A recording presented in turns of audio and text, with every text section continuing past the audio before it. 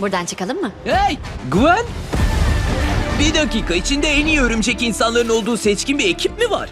Görmüş olduğunuz bu animasyonu bilmeyen yoktur. Ama bilmeyenler için bir yeniden açıklayayım. Spider-Man Across the Spider-Verse. Nam diğer Örümcek Adam Örümcek Evreni'ne geçiş. Ve Spider-Man Into the Spider-Verse yani Örümcek Adam Örümcek Evreni'nde animasyonun devam filmi. Neredeyse her insanın gönlüne taht kurmuş bu animasyon filmi Spider-Man Into the Spider-Verse filminden sonra seviyesini katlayarak arttırdı. Neredeyse mükemmel bir hal aldı. Tabii benim bu filmi izlemeye fırsat bulduğum sırada tek başına animasyonu ilerletmeye çalışırken, stres ve yorgunluk içinde kalmışken, bir de yetenek sınavlarının yaklaştığı bir zaman denk gelmiş olmasını hesaba katınca neredeyse stresten ölecektim. Lütfen yardım edin. Psikolojik sorunlarım oluşmaya başladı lütfen. Her neyse konumuza geri dönelim. Bu dönemi atlattıktan sonra YouTube kanalımın boşta kaldığını fark ettim ve içerik üretme zamanımın geldiğini anladım. Endonezya ormanları gibi bir yerde bir kütüğün üstüne oturdum ve neler yapabileceğimi düşündüm. Bir anda kafamda bir ampul yandı.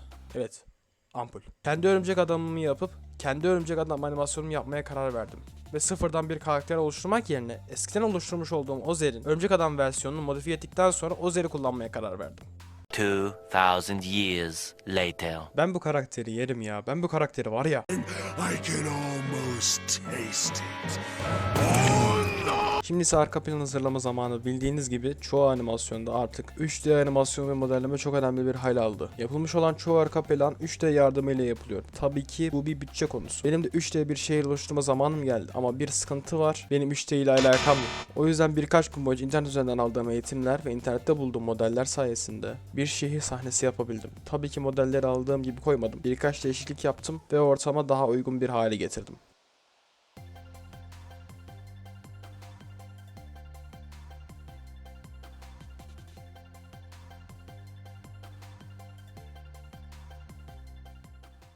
Arkadaşlar yaklaşık 4 gündür o görmüş olduğunuz arka planı yapmaya çalışıyorum. Biraz hava alayım dedim.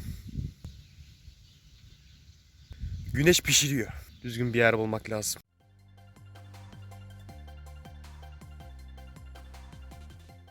Dayanamayıp eve girdim. Biraz mola verme zamanı. Yoksa beynim patlayacak. Bu havada en iyi giden şey su. Bundan dolayı hadi suya abanalım. Şimdi geldik asıl alengirli kısmına. 2D animasyon. Önümüzde iki seçenek var. Birincisi basit hareketlerle kısa bir animasyon ya da kompleks hareketlerle ortalama uzunlukta ve zorlayıcı bir animasyon. Tabii bunun için ilk başta storyboard hazırlamam lazım. Şimdi hikayeye göre önce Ozer bir bina üzerinde koşarak atlar. Sonra ağ atarak havada birkaç havalı hareket yaptıktan sonra bir binanın üzerine iner ve maskesini çıkarır. Aniden arkasından bir portal açılır ve kamera Ozer'in gözüne pan yapar. Böylelikle sahne biter. Ne? Siz ne bekliyordunuz ki? Daha kompleks bir sahne yapayım da video bir ay mı sürsün? Bu arada demeyin lütfen. Hepsini yaklaşık 5 dakikada çizdim. Saygılar.